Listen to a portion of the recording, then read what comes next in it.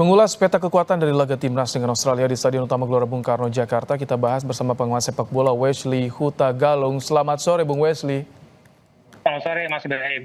Bung Wesley, kemarin kita lihat Hubner ikut dalam preskon. Apakah ini artinya Hubner akan menjadi starting line up? Perkiraan formasinya nanti bagaimana, Bung Wesley?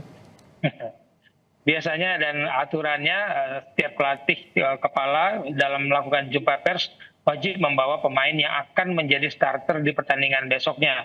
Jadi mungkin kita akan lihat perubahan siapakah yang akan dibaku cadangkan. Tapi saya masih berharap formasi apapun yang dilakukan oleh Sintayong yaitu yang terbaik untuk menghadapi keunggulan bola-bola mati, keunggulan bola-bola atas dari Australia. Moga-moga Rizky Ridho masih dipercaya mendampingi Itses dan Hubner.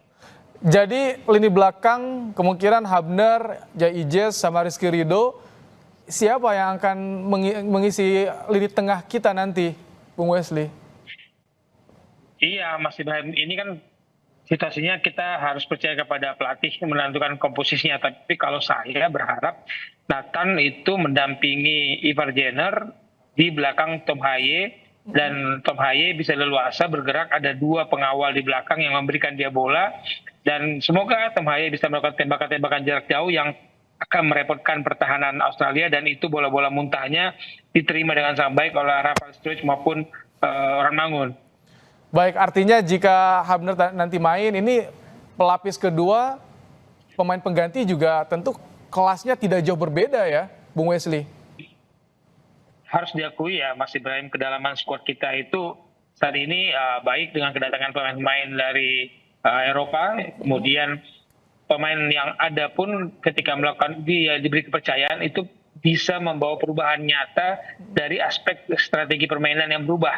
Dan yang ditakuti Australia kan sebenarnya bukan gaya bermain ketika kita menghadapi Arab Saudi, tapi gaya main sayap, kecepatan sayap-sayap kita itu yang berbahaya bagi Australia. Meskipun ketika kita mencoba bermain itu di Piala Asia menghadapi Australia, kita kalah 0-4. Dan para pencetaknya ada nih di tim yang sekarang nih, Mas Ibrahim. Nah itu dia, apakah yang kekalahan 0-4 itu akan berpengaruh pada kondisi mental kita atau bagaimana? Ini STY kan tampaknya hafal betul ya karakter Australia. 4 kali saat Indonesia, 2 di Korea Selatan. Ini bisa berpengaruh, Bung Wesley? Kalau sepak bola kita jadikan acuan adalah sejarah pertemuan repot ya. Nah, kita cuma sekali menang lawan Australia di era Om Ruli, Bambang Rudiansyah. Tapi kesempatan itu selalu pasti ada dan jadikan sejarah itu sebagai acuan kita. Pertemuan terakhir kita di Piala Asia Januari 2024 kemarin dijadikan acuan bahwa gaya bermain seperti apa sih yang ternyata tidak cocok nih menghadapi Australia. Atau fisik pemain kita yang sudah tergerus nih melewati fase grup di Piala Asia. Jadi menjadi kendala pemain kita ketika berkompetisi 3-4 pertandingan pasti sudah mulai mengalami peak yang menurun. Nah kalau ini kan kita sama-sama dihadapkan pada keletihan nih. Australia juga main pada hari yang sama ketika kita menghadapi Arab Saudi. Nah kondisi udara cuaca panas yang saat ini dialami oleh seluruh pemain ini moga-moga lebih berdampak kepada pemain Australia. Meskipun pemain kita kan banyak juga yang dari Eropa yang merasakan panasnya Jakarta. Oke, ini kalau line up di ujung tombak kita bagaimana? Karena di pertandingan malam nanti duel back Serie A Italia loh, Bung Wesley, Alessandro Cesarti dan juga Jai Ijes nih yang menjadi tembok kita. Ijes dengan kepemimpinannya saya masih yakin dan berharap dia akan tetap stabil dalam situasi yang bugar untuk bermain 90 menit.